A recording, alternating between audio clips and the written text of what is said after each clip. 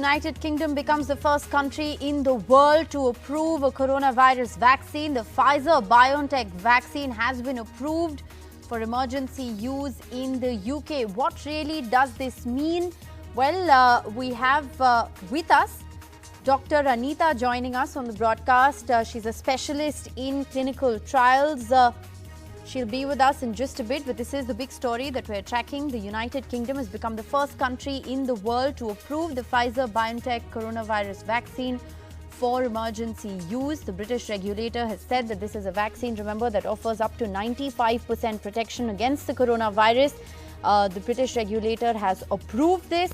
We will, of course, continue to track how soon people in the United Kingdom will be getting inoculated. Immunizations could start within the next few days, given the fact that Pfizer said that they'll be ready to roll out the vaccine the moment they get emergency use authorization. Well, this is, of course, the big story that we're tracking. The Pfizer-BioNTech vaccine, remember, has shown 95% efficacy against the coronavirus. It is the first mRNA vaccine in the world to get approval. It is a new type of vaccine that actually uses a fragment of a genetic code from the virus that essentially trains the body and teaches the body how to fight COVID-19 and build immunity. So an MHRA vaccine has never been approved for use in humans before, but this is extremely important, a historic decision there being taken by the United Kingdom, approving the Pfizer-BioNTech vaccine for use in the UK. All right, we do have Dr. Anita Ramesh Chandra with us. He's a specialist in clinical trials. Thanks so much for speaking with us. Your first reaction to this big news that's coming in?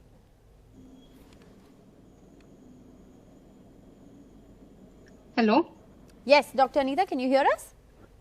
Yeah, I can hear you. Yes, thank you very much for having me in the show. Yes, a vaccine is the talk of the day. And as you know, we have got recent approval for the Pfizer-BioNTech vaccine, which is an mRNA vaccine, and it is it's from the UK. It has been approved that we can. It's the first out of the 4 phase 3 trials which were going on for the vaccine. It is the vaccine which has got first approval to be used in mankind for the coronavirus pandemic. Right, and Dr. Chandra, there are various firsts over here. It's the first mRNA vaccine to actually be approved for use in humans. So that's a first as far as the history of vaccines is concerned. It's also the first coronavirus vaccine to have gotten an approval.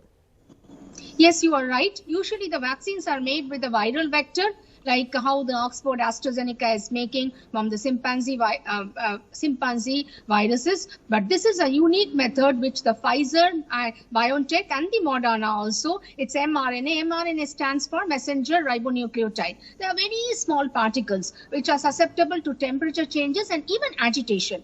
So it has to be kept. Manufacturing is difficult. It's also quite expensive, but it is the new technology which we are using to get the antibody developed in human kind by using the mRNA. So that's what but one important thing is that this has to be stored at really low temperature of -20, like the Moderna, it is -20 and -70. So that makes it little difficult for a country like India. How do we store and how do we maintain the cold change and how do we distribute from Kashmir to Kanyakumari, from the east to the west? That becomes a little bit of challenge. And this vaccine is also expensive, because it is difficult to make that mRNA vaccine. That's why the expenses are high. And again, India needs something which is cost friendly. All right. So it is indeed a historic moment.